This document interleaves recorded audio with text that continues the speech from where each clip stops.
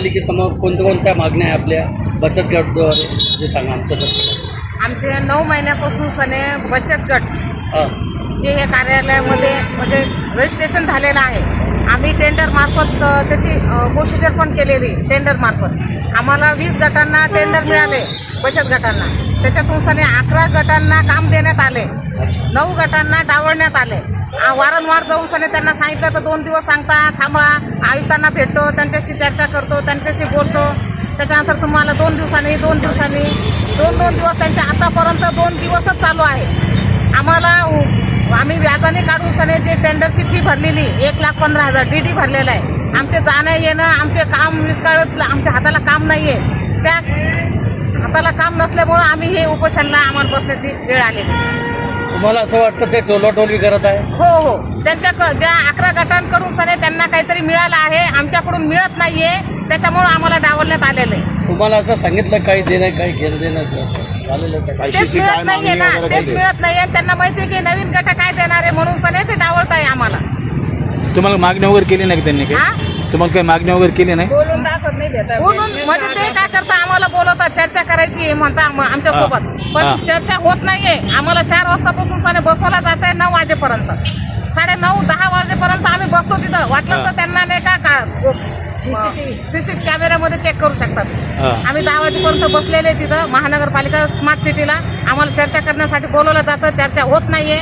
मग त्यांचं कारण काय आहे तेच कळत नाही आम्हाला. त्यांचं प्रमुख कोण आहे या टेंडर संदर्भात? उपायुक्त भोंबे सर.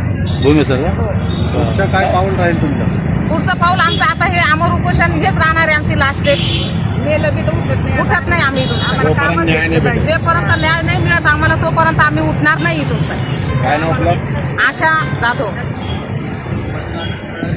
वर्क ऑर्डरही दिली त्यांनी पण लेबर दिले नाही आम्हाला. वर्क ऑर्डर पण दिली त्यांनी 20 लेबरची, पण लेबर दिले नाहीये. लेबर देण्यासाठीच आम्ही त्यांच्याकडे चक्र मारतोय. त्यांनी आमची फसवणूक केलेली, आमची पिळवणूक केलेली गटांची. त्यांनी आम्हाला लेबरचा चार्ट सुद्धा दिलेले. लेबर कोणत्या वार्डमध्ये धुंडा, आम्ही धुंडले सुद्धा लेबर जाऊन सरे. आणि परत त्यांनी तेच आणखी ते विषय मांडला आमच्यासमोर की आयुक्तांशी चर्चा करतोय आणि मग तुम्हाला सांगतो. मग आमची अशी हॅरसमेंट का बरं करताय अधिकारी? हे अधिकारी आमच्यासाठी बसलेले आहेत ना, हे जनतेसाठी बसलेलेच नाही. मग हे आमची पिळवणूक काय करताय? बचत गटांसाठी नाही का सक्षम करण्यासाठी सरकारची योजना आहे. हे गट हे लोक अधिकारी लोक आमची पिळवणूक करताय. कितने महीनों से आप उनको निवेदन दे रहे हो? 9 महिन्यापासून सनी आम्ही निवेदन देतो. आयुक्तांना आपण का नाही भेटलो? आयुक्तांना भेटलो, आम्ही महापौरांना भेटलो, आम्ही सभापतींना भेटलो, आम्ही भोंबे सरांना तर कंटिन्यू वारंवार जाऊन सनी बसतो आम्ही. पण ते आमचा निकाल लावत नाहीये, आमचे कामं करत नाहीये, आमच्या बचत गटांना न्याय देत नाही. किती महिला आहे तुम्ही? 9 बचत गट आहेत आम्ही. किती महिला आहेत? 9 बचत गटमध्ये किती महिला आहेत? 9 बचत गटमध्ये 95 महिला आहेत.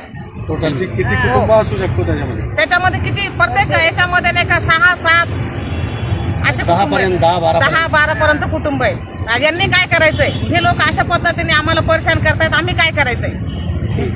धन्यवाद. या बचत गटांना 9 महिन्यापूर्वी सर्व 20 बचत गटांना वर्क ऑर्डर दिली होती. 20 बचत गटापैकी 11 बचत गटांना त्यांनी लेबर वाटप केली सफाईमधून. 9 बचत गटांना अद्यापपर्यंत सफाई मजूर वाटप केले नाही. हे घेण्यासाठी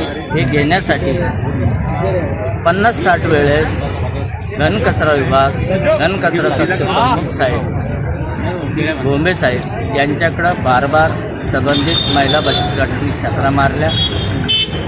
साहेब मीटिंगमध्ये साहेब म्हणतात थोडा वेळ थांबा. 5-5, 6-6 घंटे वेट करूनसुद्धा या गोरगरीब दलित मागासवर्गीय बचत गटांना 9 महिन्यापासून न्याय मिळत नसल्यामुळे आणि आता अशा संपत आली की आपल्याला हे काही आपल्याला काम देत नाही. बार या बचत गटांना चॉकलेट देत असल्यामुळं या बचत गटांनी निर्णय घेतला की आपल्याला घटनेनं तरतूद दिलेली आहे आणि त्या घटनेनुसार आपण जी बाबासाहेबांना घटना दिली आणि त्या बाबासाहेबाच्या घटनेनुसार आपण आता आमरण उपोषणाला बसणार. म्हणून हे जे बचत गट आहे सगळे 9 बचत गट ह्या ठिकाणी याच्यातल्या 2 महिला उपोषणाला बसलेल्या आहेत. बाकीच्या महिला यांना पाठिंबा देण्यासाठी कालपासून उपोषण सुरू झालं 18 तारखेपासून. जोपर्यंत न्याय मिळत नाही तोपर्यंत हे उपोषण हटणार नाही. मी कामगार एकता संघटनेचा अध्यक्ष भास्कर आढावे, माझा याला फुल पाठिंबा आहे. हां सर, आज महिला बचत गटाच्या वतीनं विविध मागणीसाठी आंदोलन चालू आहे, तर काय म्हणाले या संदर्भात? आम्ही या महानगरपालिकेच्या समोर महिला बचत गटाच्या प्रतिनिधी या आमरण उपोषणाला बसल्या आहेत. सर्वप्रथम त्यांचं रास्त मागणी आहे आणि म्हणून या महिला बचत गटाच्या आमरण उपोषणाला, त्यांच्या मागण्याला आमच्या जिल्हा राष्ट्रवादी काँग्रेस पक्ष शरदचंद्रजी पवार साहेबांच्या वतीने पूर्णतः पाठिंबा आहे. आणि खऱ्या अर्थाने विचार केला की यांचा प्रश्न मी आता थोडं माहिती दिली, चर्चा घेतली. अत्यंत गंभीर विषय आहे की या महिला बचत गट जो तयार होतो, ज्या तयार करतात, तर ही काही सोपी गोष्ट नसते. सगळं महिलांना एकत्र आणून, ह्या गोरगरीब महिला आहेत. आणि मला असं वाटतं की महानगरपालिकेने त्यांची महिला बचत गट 20 महिला बचत गटाची निवड केली होती.